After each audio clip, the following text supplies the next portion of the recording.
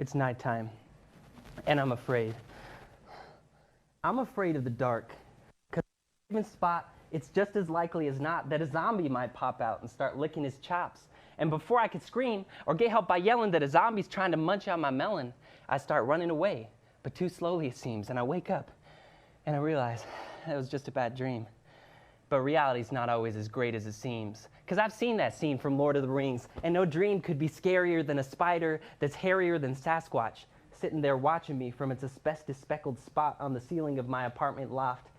And I lay with the monster an inch from my nose, and I curse the bunk bed that brought me this close to the ceiling, and I'm feeling it start to crawl on my ear. And at that moment, you'd think that the spider is my number one fear. But you'd be wrong. Because I'm afraid of spiders and snakes and clowns and bats and psychopaths and matches and axes and when you're dating and you got flatulence and creepy sadistics. But none of those hold a candle to statistics. And I'm not talking about the mode, median, the mean, the regression, or the p-values.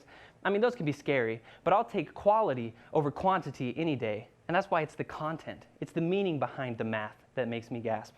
For instance, has anyone ever told you your shooting average right before you take a free throw? All right, you're hitting 13% of those out there. Go get them. I mean, that's not helpful. So it's no wonder to me that people have trouble making big decisions when the internet says that 95% of diets fail, or that 50% of Americans are dissatisfied with their jobs, or that 76% of statistics are made up on the spot. But this one I got from the American Psychological Association, so it should be legit. They say that 50% of marriages end in divorce.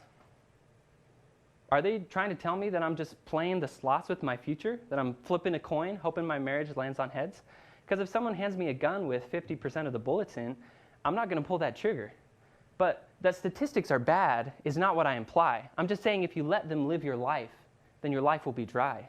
Because man cannot live by statistics alone. And there's a difference between what we do and don't know. History is saturated with people whose minds were maturated beyond their times, sublimely entwining their tiny knowledge with creativity and hope as onlookers joked about their mental proclivity. But who's got the last laugh? Because it turns out that E really does equal MC squared. And the way that the planets move is contrary to the way that we used to believe. So don't listen to the Pharisees and Sadducees. Think of Snuggies, space travel, America, Everest, 9-volt batteries, people shattering records that were impossible to break. They're now broken. So if you tell me that I have a 1% chance, I'll tell you that randomization does not determine my destiny, and magic 8 balls don't apply to me. So don't tell my future, because desire is a lurking variable, and I am not a statistic.